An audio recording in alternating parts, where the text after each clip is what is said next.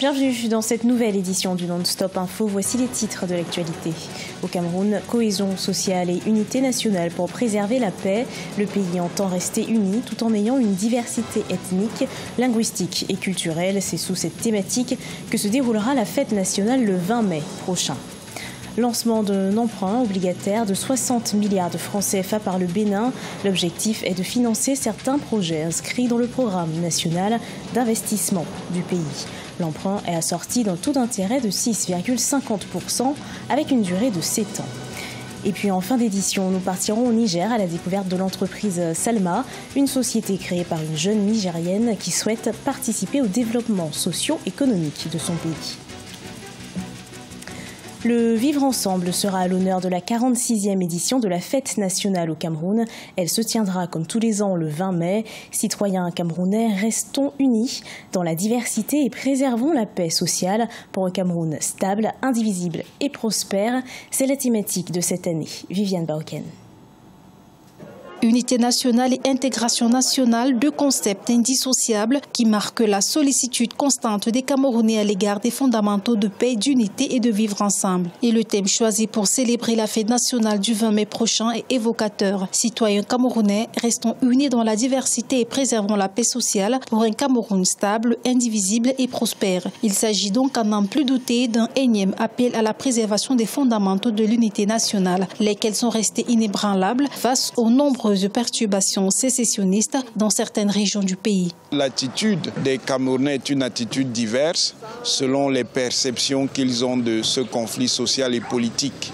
Il y en a qui, de manière catégorique, sont opposés à cette mobilisation sociale parce qu'ils considèrent qu'elle met en question la stabilité et la souveraineté du Cameroun et que par ailleurs, ils sont eux-mêmes partisans de l'État unitaire. Seulement, on peut dire que la majorité des Camerounais sont pour que le Cameroun vive dans la stabilité et que son intégrité territoriale et sa souveraineté ne soient pas menacées. Selon les spécialistes, la dynamique unitaire du Cameroun a toujours été soumise à rude épreuve depuis plusieurs années. Pour ces derniers, le foisonnement culturel et la diversité ethnique et linguistique du pays ne constituent pas un facteur de division, mais se présentent plutôt comme une richesse et un héritage à préserver. Nous avons dépassé ce clivage-là, entretenu volontairement par le politique. Le Cameroun n'a jamais présenté, à quelque moment que ce soit, malgré sa diversité de langues, malgré sa diversité culturelle et ethnique, cet ensemble n'a jamais constitué en aucun moment un facteur de menace quelconque dans le vivre ensemble. Pour matérialiser sa volonté de préserver la paix, la cohésion sociale et l'unité nationale, le chef de l'État, Paul Biya, a créé le 23 janvier 2017 une commission nationale pour la promotion du bilinguisme et du multiculturalisme. Une institution qui ouvre une nouvelle ère dans l'enracinement des acquis de l'unité et de l'intégration nationale. Au Burkina Faso, le Congrès pour la démocratie et le progrès, l'ancien parti au pouvoir, a tenu les 5 et 6 mai 2018 son 7e congrès ordinaire. L'événement a permis le renouvellement des instances du parti. À l'issue d'un vote à bulletin secret, Eddy Komboigo reprend les rênes pour un mandat de 3 ans. Reportage de notre correspondant Jean-Paul Ouedraogo. Au Burkina Faso, le 7e congrès ordinaire de l'ancien parti au pouvoir, le Congrès pour la démocratie et le progrès, s'est refermé dans la soirée du dimanche 6 mai 2018. Ce rendez-vous, après avoir manqué de se tenir 3 ans d'affilée, a permis le renouvellement des instances du parti avec à sa tête Eddy Komboigo, reconduit pour un mandat de 3 ans. Il l'a emporté à 39 voix contre 33 pour son seul challenger Bourema Badini, ancien représentant spécial du président Blaise Compaoré en Côte d'Ivoire. Grâce à l'inspiration de notre fondateur, nous venons d'administrer une véritable leçon de démocratie à la face du monde en procédant pour la première fois dans l'histoire de notre pays à l'élection du président d'un grand parti politique par vote au bulletin secret. L'innovation a toujours été notre marque. Camarades, l'issue de ce vote n'est point à la victoire d'une personne, mais celle de nous tous.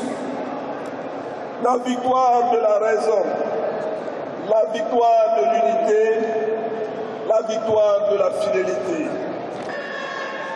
Pour le président réélu, les enjeux sont d'ores et déjà connus. Il s'agira à l'issue de ce congrès de reconquérir le pouvoir d'État en 2020 et pour l'atteinte de cet objectif, il entend davantage renforcer l'unité du parti afin de le mettre en phase avec ses ambitions. Mais le président Edi Komboyogo ne sera pas seul dans ce combat. Le bureau politique national, rajeuni et composé de plus de 100 membres, devra l'accompagner.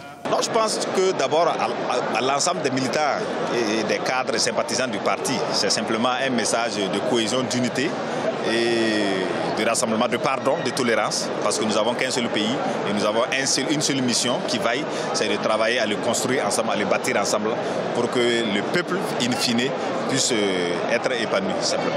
Le CDP a connu beaucoup de difficultés. Malgré tout ça, aujourd'hui, nous nous rendons compte que le CDP est rené de ses cendres, le CDP est revenu à la surface et nous pouvons compter désormais au Burkina Faso avec le Congrès pour la démocratie et le progrès. Ex-parti au pouvoir et troisième force politique du pays après les dernières élections de 2015, le CDP totalise à ce jour 18 députés à l'hémicycle. Le Bénin a recours au marché financier régional pour la 5e fois depuis 2006. Le pays a réalisé un emprunt de 60 milliards de francs CFA. Il a pour objectif de soutenir les secteurs à haut potentiel qui jusque-là étaient sous-exploités. Deogracias Podo. Pour la 5e fois depuis 2006, le Bénin a fait recours au marché financier régional de l'Union économique et monétaire ouest-africaine pour accélérer le financement du programme d'action du gouvernement. C'est à travers l'opération d'emprunt obligataire du Trésor public du Bénin, 6,5% 2018-2023, pour un montant de 60 milliards de francs CFA lancé le lundi 23 avril 2018. Au nombre des institutions financières qui accompagnent cette opération figure la Société Générale d'Intermédiation Financière United Capital for Africa UCA. Cette opération est caractérisée par un montant à mobiliser de 60 milliards avec un nominal de 10 000 francs CFA, un taux d'intérêt de 6,5% l'an, durée 7 ans avec un différé de 3 ans, remboursement semestriel à amortissement constant du capital, avec une garantie souveraine de l'État. Le programme d'action du gouvernement béninois découle d'un diagnostic complet, aussi bien institutionnel, économique que social, qui internalise les aspirations du plan décennal 2013-2023 de mise en œuvre de l'agenda 2063 de l'Union africaine et est orienté vers l'atteinte des objectifs de développement durable. Les autorités entendent financer une partie des investissements prévus au programme national d'investissement au titre de l'année 2018 en ce qui concerne notamment des secteurs tels que l'agriculture, le tourisme, les transports, les infrastructures et le cadre de vie. Ce recours à l'emprunt obligataire permettra au pays de bénéficier de financements en dehors du circuit bancaire classique. Il faut reconnaître que la population de la zone UEMOA est estimée à environ 100 millions d'habitants et constitue une bonne source de mobilisation de ressources pour l'atteinte des objectifs de développement. Pour les souscripteurs, on peut dire, au nombre des bénéfices, on peut dire le taux d'intérêt attrayant de 6,5% l'an, d'une exonération fiscale sur les revenus issus de la souscription pour les ressortissants du Bénin. En lançant cette opération, le Bénin est dans un état d'absence de risque de défaut.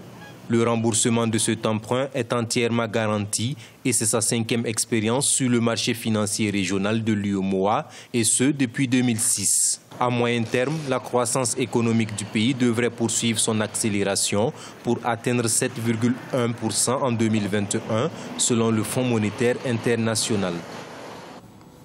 Nafissa Amidou, une jeune Nigérienne, a créé l'entreprise Salma, une société spécialisée dans la production d'aliments pour bétail. La jeune femme espère ainsi contribuer au développement du secteur de l'élevage et plus globalement du développement de l'économie de son pays. Rencontre avec notre correspondant au Niger, Sadou Alizé Mokhtar.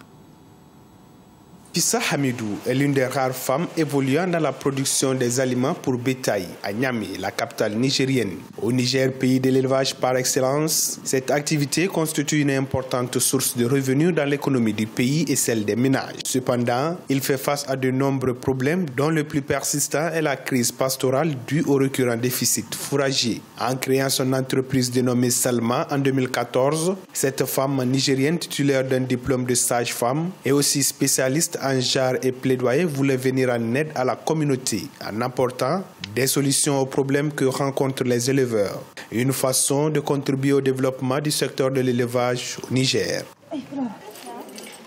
Au Niger, on n'a pas une entreprise et une unité de production d'aliments bétail. Et moi, je me suis lancée. J'étais partie voir l'INRA. On m'a dit c'est nouveau de l'INRA. J'étais partie, j'ai vu l'INRA, les chercheurs. Je leur ai demandé est-ce que je peux prendre la formule en tant que privé. Le monsieur il s'est un peu marré. Il me dit attends, toi, femme. J'ai dit oui. Intellectuel, j'ai dit oui, pourquoi pas. Il me dit mais c'est bizarre, tu peux le faire. Parce que nous, INRA, on fait la recherche et c'est vous autres de vulgariser. C'est pas facile. Mais sincèrement, si tu peux le faire, nous, on va t'encourager. En 2014, j'ai acheté ma première machine.